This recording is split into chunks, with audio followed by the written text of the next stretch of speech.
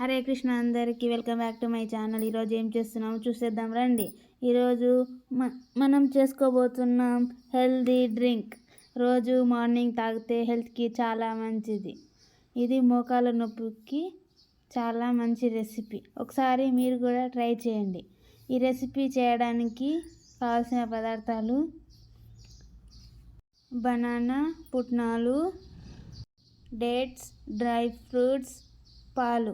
ఈ మూడు మిశ్రమాలను కలిపి మిక్సీ పట్టుకున్నాక గ్లాస్లో పోసుకొని తాగేయండి. Tasty banana milkshake try చేయండి తప్పకుండా. నేను కూడా ఈ మిల్క్ షేక్ని రోజు తాగుతాను. ఇప్పుడు మనం చేసుకోబోతున్నాం తెల్ల బెండకాయల కూర. ఇది మా సైడు 4 నెలల బెండకాయలు కూడా అంటారు. ఉల్లిగడ్డ, మిరపకాయలు, టమాటాలు అన్నీ తాలింపు వేసుకొని మగ్గించుకోండి. కొంచెం సేపు మగ్గిన తర్వాత ఇందులోకి 4 నెలల తెల్ల బెండకాయలను వేసుకోండి. ఇప్పుడు ఇవి బాగా కలపండి. ఇందులో చిటికెడు పసుపు, 2 టేబుల్ స్పూన్ కారం పొడి, కొంచెం ధనియాల పొడి, రుచికి సరిపడేంత ఉప్పు వేసుకోండి. కొంచెం సేపు మగ్గనివ్వండి. కొంచెం మగ్గాక ఇందులోకి 2 గ్లాసుల వాటర్ని వేసుకోండి. కలపండి. కొంచెం సేపు ఉడకనివ్వండి. ఉడుకుతున్నప్పుడు అందులోకి చింతపండు రసం వేయండి. వేసుకొని కలపండి. వామ కలిపిన వాటర్ని ఇందులో వేసేయండి. కొంచెం సేపు ఉడికిన తర్వాత పులుసు రెడీ. ఇప్పుడు దద్దోజనం ఎలా చేసుకోవాలో చూడండి. ముందుగా అన్నాన్ని చల్లార్చుకోండి. చల్లార్చిన అన్నంలో కొన్ని పాలను యాడ్ చేసి బాగా కలుపుకోండి.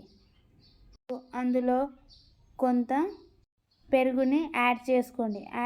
రుచికి సరిపడే ఉప్పును వేసుకోండి. ఇప్పుడు తాలింపు పెట్టుకోండి. తాలింపులో నూనె, జీలకర్ర ఆవాలు, కరివేపాకు, పచ్చిమిరపకాయలను వేసుకోండి.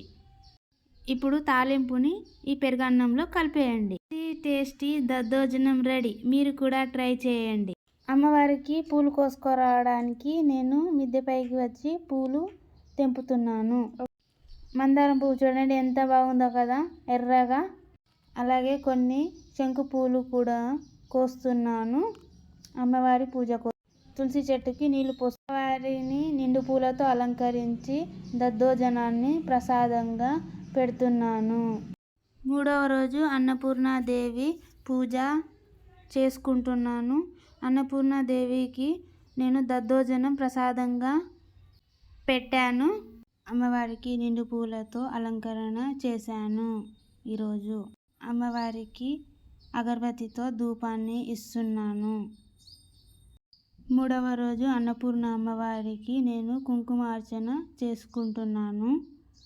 నా కుంకుమ అర్చన చాలా బాగా జరిగింది. ఈరోజు అమ్మవారు ఎంతో కళగా ఉన్నారు. అమ్మవారికి హారతిని ఇస్తున్నాను. అందరూ బాగుండాలి అని కోరుకుంటూ అమ్మవారికి హారతిని ఇస్తున్నాను. 3వ రోజు అన్నపూర్ణ అమ్మవారి పూజ చాలా చక్కగా జరిగింది. హారతి ఇచ్చేటప్పుడు అమ్మవారి ముఖం ఎంత కళగా అనిపిస్తుందో చూడండి. అలాగే నేను కలశానికి కూడా హారతిని ఇస్తున్నాను. అన్ని దేవుళ్ళకి కూడా ఈరోజు ఎంత బాగా అలంకరణ జరిగిందో చూడండి. అన్ని పూలతో నేనే అలంకరించాను. మీకు నా వ్లాగ్ నచ్చితే లైక్, షేర్, సబ్స్క్రైబ్ చేయండి. మళ్ళీ కలుద్దాం.